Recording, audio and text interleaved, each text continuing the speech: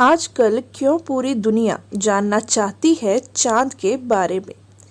उसमें फिर अमेरिका हो, रूस हो या चीन, और अब भारत क्यों चांद को जानने के लिए इतने बेताब है। क्या आपने कभी सोचा है कि चांद की दुनिया कैसी होती होगी?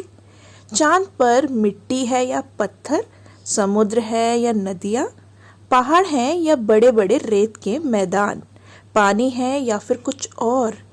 चांद की धरती पर एलियन रहते हैं या इंसान? तो चलिए दोस्तों, अगले कुछ ही देर में आपको ले चलते हैं चांद के सैर पर। तो चलिए शुरू करते हैं अपने इस खूबसूरत चांद के सफर को। हमारी पृथ्वी से चांद की दूरी लगभग 3,84,000 किलोमीटर है। पृथ्वी से चांद तक पहुंचने पर सबसे कम समय 4 दिन अमेरिका को लगा है। वहीं अगर हम अपने चंद्रयान के रास्ते चांद पर जाएंगे तो हमें लगभग 40 दिन का समय लग सकता है। हम अमेरिकी स्पेसक्राफ्ट में बैठकर चांद पर जा रहे हैं तो हमें वहां पहुंचने में 4 दिन का समय लगेगा। 4 दिन के बाद हम चांद की जमीन पर होंगे और 4 दिन बाद चांद की जमीन पर उतरने के बाद जो हमें सबसे पहले दिखेगा वो है चांद की जमीन। आपको चांद की जमीन ऊबड़ खाबड़ नजर आएगी। चांद की जमीन पर हर जगह आपको बड़े बड़े गड्ढे दिखाई देंगे। जब आप चांद की जमीन पर खड़े होंगे तो आपको ऊपर की ओर देखेंगे तो आपको बहुत ही खूबसूरत ग्रह दिखाई देगा जो है हमारी पृथ्वी, जिसमें आपको साफ साफ पृथ्वी अपने अक्ष पर घूमती नजर आएगी, लेकिन आसमान में हमेशा उसकी स्थिरता बनाए रखेगी। यानी चांद की जमीन पर उतरने के बाद आप अपने आप को काफी हल्का फुल्का महसूस कर रहे होंगे। आप इधर उधर आसानी से उछल पाएंगे। इसी कारण नील आर्मस्ट्रॉन्ग जब चांद पर चल रहे थे तो उछल उछल कर चल रहे थे, क्योंकि दोस्तों चांद पर पृथ्वी की तरह चल पाना संभव नहीं है। चांद की सतह पर नील आर्मस्ट्रॉन्ग और उनके साथियों के कदमों के निशान आज भी मौजूद है, क्योंकि वहां पर हवा ना होने की वजह से वहां निशान मिटता नहीं है। फिर थोड़ा चलने के बाद जब आप इधर उधर देखोगे तो आपको बहुत सारा कचरा, पेपर, बहुत सारे क्षतिग्रस्त सैटेलाइट्स और बैग्स दिखेंगे। ये सारा कचरा हम इंसानों ने ही फैलाया है। ये कचरा इतना ज़्यादा है कि 5 ट्रक भर सकते हैं। चांद पर ये कचरा अंतरिक्ष यात्रियों ने फेंके हैं, जिसमें उनके मल और खाने के रैपर्स है। अब चांद की जमीन पर खड़े हैं तो अब आपको सबसे ज्यादा खतरा आसमानी मौत का है। चांद का गुरुत्वाकर्षण कम होने की वजह से इसके पास कोई वायुमंडल मौजूद नहीं है। वायुमंडल ना होने के कारण वहां पर रहने वालों के लिए उल्कापिंडों से मरने का खतरा लगातार बना रहता है।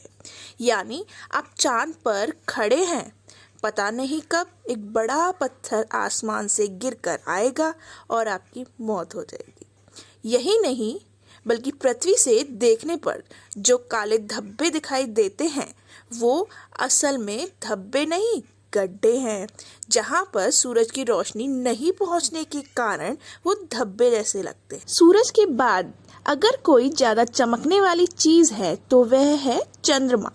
हम पृथ्वी से आसमान की तरफ देखते हैं तो हमें नीला आसमान दिखाई देता है, लेकिन अगर हम चांद से आसमान देखेंगे तो वह हमें काला दिखाई देगा। तो यानी जब भी आप आसमान की तरफ देखेंगे तो आपको लगेगा कि आप काले आसमानों की दुनिया में आ गए हैं। अब चांद पर खड़े होकर आप काफी बोरिंग फील कर रहे हैं और हम मजाक नहीं कर रहे।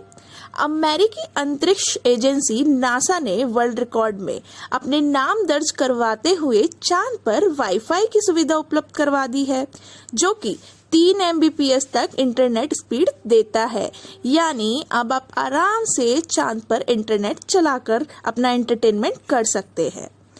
अब आपका मन कर रहा होगा कि इंटरनेट तो बहुत हुआ, चांद से पृथ्वी से अपने घर पर फोन करके बात करता हूँ।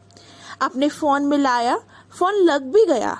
यह क्या, आप बोल ही नहीं पा रहे, लेकिन आपकी आवाज तो मुंह से बाहर ही नहीं आ पा रही।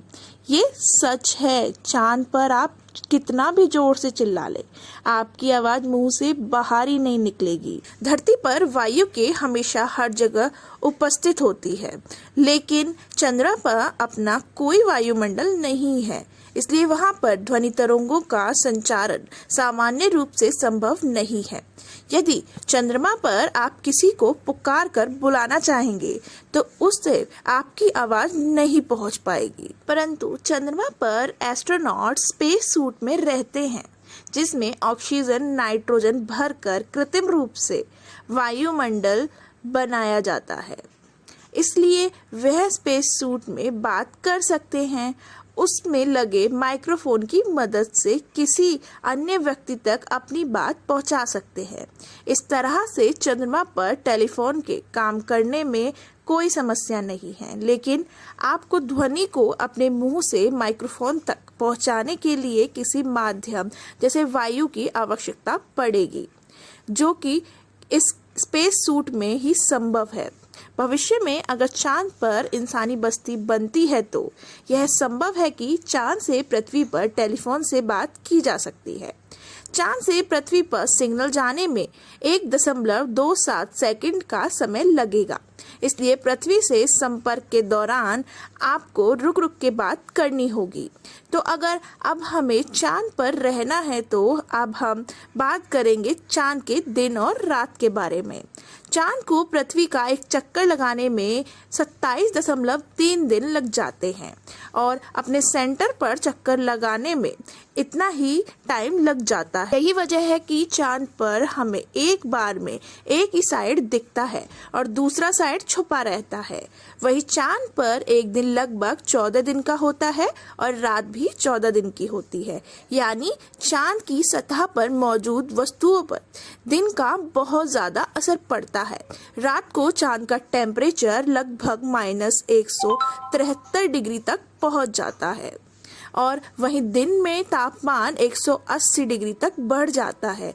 वहीं चांद के अलग अलग हिस्सों का तापमान भी अलग अलग होता है, जो कि इस जगह रहने की स्थितियों को और भी ज्यादा भयंकर बनाते हैं। इन्हीं भयंकर स्थितियों की चलते चांद पर अब तक जितने भी मिशन गए हैं वह सभी उत्तरी इलाके में किए गए हैं। रात में जो चांद हमें चमकता हुआ नजर आता है, लेकिन आपको यह जानकर हैरानी होगी कि चांद की अपनी कोई रोशनी नहीं होती। जो चांद पर रोशनी नजर आती है वह दरअसल सूरज से आने वाली रोशनी का रिफ्लेक्शन है। तो यानी अगर हमें सूरज रोशनी नहीं देगा तो चांद हमें कभी नजर नहीं आएगा। चांद पृथ्वी के चारों तरफ घूमते हुए अपना एक ही हिस्सा पृथ्वी के सामने रखने के कारण चांद का दूसरा हिस्सा आज तक किसी भी इंसान ने नहीं देखा। दोस्तों, चांद पर मौसम नहीं पाए जाते हैं क्योंकि चांद पर परिक्रमा के दौरान चांद अपनी दूरी पर 1.54 डिग्री तक तिरछा होता है, जबकि पृथ्वी 23.44 डिग्री तक झुकी रहती है।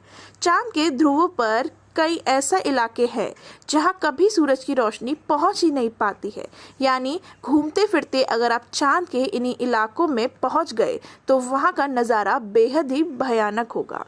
आपको यह जानकर हैरानी होगी कि पृथ्वी की वजह से चांद पर मौसम नहीं बदलते, लेकिन चांद की वजह से पृथ्वी पर मौसम बदलते हैं। यही कंप्लीट होता है चांद का सफ़र। तो ये सफ़र आपको कैसा लगा कमेंट कर ज़रूर बताएं।